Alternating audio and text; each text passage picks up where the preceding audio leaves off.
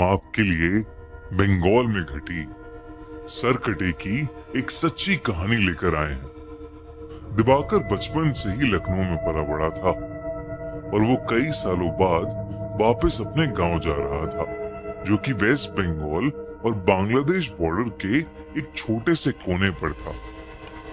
इससे पहले वो अपने गांव सिर्फ बचपन में गया था, लेकिन अपने पेरेंट्स के मरने के बाद अब उसके परिवार में सिर्फ उसकी नानी थी, जिन्हें वो अपने साथ लखनऊ ले जाने के लिए गांव आया था।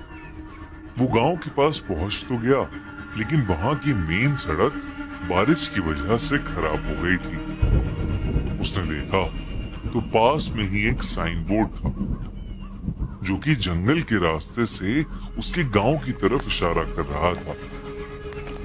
दिवाकर ने वो रास्ता तो ले लिया, लेकिन उसे नहीं पता था कि वो रास्ता लेना उसकी जिंदगी की सबसे बड़ी गलती बनने वाला है। शाम ढल रही थी और जंगल का वो रास्ता एकदम सुनसान था। पूरे रास्ते में बस उसके अलावा और कोई नहीं था।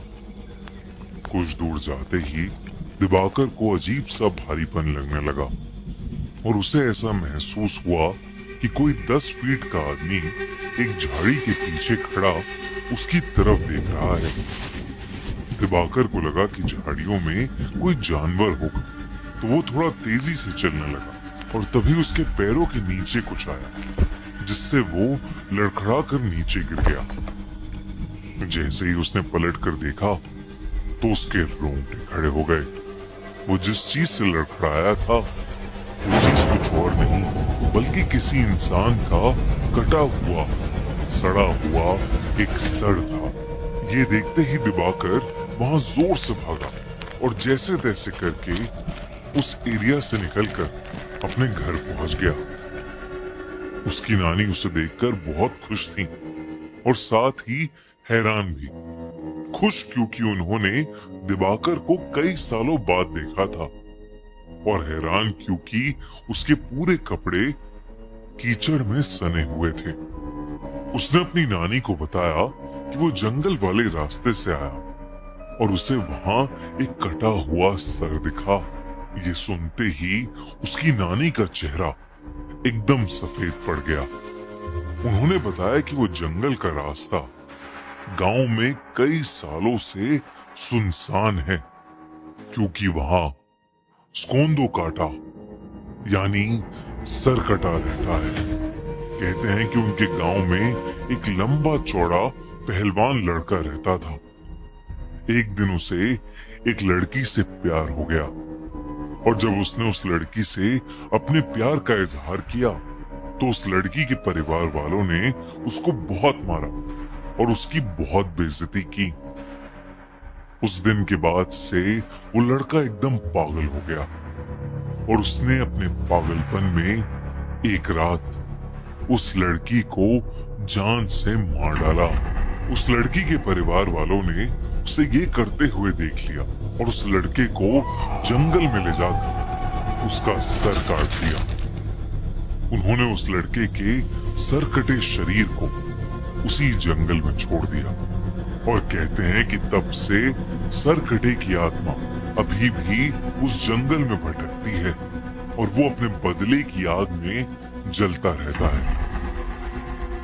कहते हैं कि अगर वो किसी को एक बार दिख जाए तो वो उसे भी मारकर सरकटा बना देता है। दिवाकर ये कहानी सुनकर चौंक गया था, लेकिन उसे इस कहानी पर विश्वास नहीं था। उसने अपनी नानी को कहा कि जो उसने जंगल में देखा वो कोई आत्मा नहीं थी, बस एक मरे हुए आदमी का सर था। उसके बाद वो नानी के साथ खाना खाकर सोने चला गया। जैसे ही आधी रात हुई, दिवाकर को सोते हुए ऐसा लगा कि जैसे कोई धीमी सी आवाज में उसे पुकार रहा है। उसने उठकर देखा तो उसके कमरे में कोई नहीं था। उसे लगा कि शायद उसकी नानी होंगी, पर जब वो उनके कमरे में गया तो वो गहरी नींद में सो रही थीं। उसे ये अपनी थकान का नतीजा लगा। और वो फिर से सोने चला गया। लेकिन उसकी आंख लगते ही उसे फिर से वही आवाज सुनाई दी।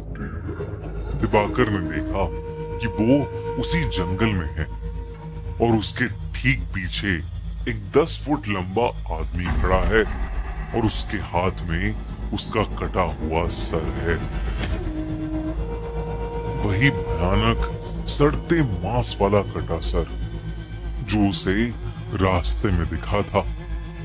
वो सर अब दिवाकर से मदद मांगने लगा और उससे कहने लगा कि क्या दिवाकर उसका सर उसके शरीर पर वापस जोड़ सकता है। और मदद मांगते ही वो सर कटा बहुत ही भयानक तरीके से हंसने लगा और अचानक दिवाकर की नींद टूट गई। लेकिन जैसे ही दिवाकर की आंख खुली वो कटा सर उसके ठीक सामने हवा में तैर रहा था और वो कटा सर वैसे ही भयानक तरीके से हंस रहा था। दिवाकर के होश उड़ चुके थे लेकिन वो अपने बिस्तर से हिल ही नहीं पा रहा था। वो डर के मारे जोर से चीखा और तभी उसकी नानी उसके कमरे में आई और उन्होंने कमरे की लाइट्स ऑन कर दी। लाइट्स ऑन करते ही वो कटा सर वहां से गायब हो गया। जब नानी ने उससे पूछा कि उसे क्या हुआ है तो दिवाकर ने अपनी नानी से कहा कि उसने बस एक बुरा सपना देखा है। उस रात दिवाकर सो नहीं पाया। उसने गांव वालों से उस सरकटे के बारे में कई किस्से सुने जिसमें से एक किस्सा ये भी था कि वो सरकटा लोगों से अपने सर को जोड़ने के लिए मदद मांगता है और अगर किसी ने उसका सर जोड़ दिया तो वो पूरे गांव का विनाश कर देगा और जो लोग उसका सर जोड़ नहीं पाते वो उन्हें मारकर अपने जैसा सरकटा बना देता है। उस रात जब दिवाकर अपने कमरे में सोने के लिए गया तो उसने देखा कि खिड़की के बाहर एक अजीब सा लंबा सा आदमी शॉल ओढ़े खड़ा है। वो देखते ही दिवाकर घबरा उठा। अचानक से उसका दम घुटने लगा। उसने देखा कि उस सरकटे का सर उसके ठीक पीछे है और वो अपने बालों से उसका गला दबा रहा है।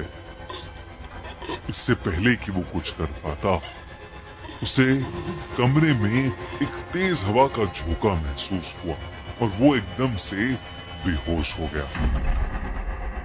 कुछ देर बाद जब दिवाकर की आंख खुली तो उसकी नानी उसके सामने थी।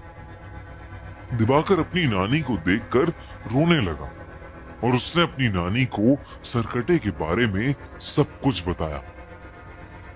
उसकी नानी बेहद घबरा उठी।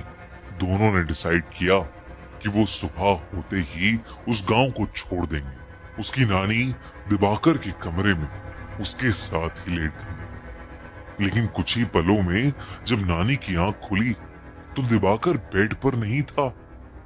उन्होंने पूरे घर में उसकी तलाश की लेकिन वो कहीं नहीं मिला।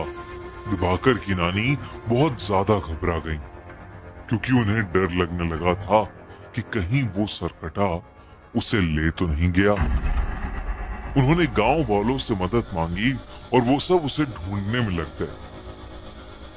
जैसे ही वो जंगल में पहुंचे उन्हें किसी के जोर से गुर्राने की आवाज आई।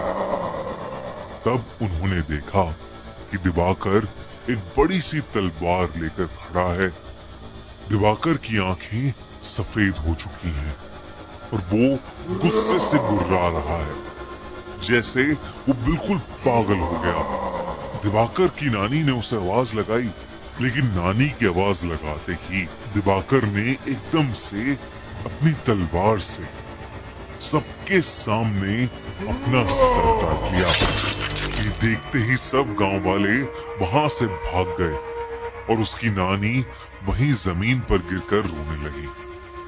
सालों बाद किसी ने सरकटे के हाथों एक मौत देखी थी और इसीलिए उस घटना के बाद सभी लोगों ने उस गांव को हमेशा हमेशा के लिए छोड़ दिया। कहते हैं कि बंगाल में उन जंगलों में अब एक नहीं बल्कि कई सरकटे भटकते हैं जिन्हें स्कोंदा कोटा या कोंदा कोटा भी बोला जाता है।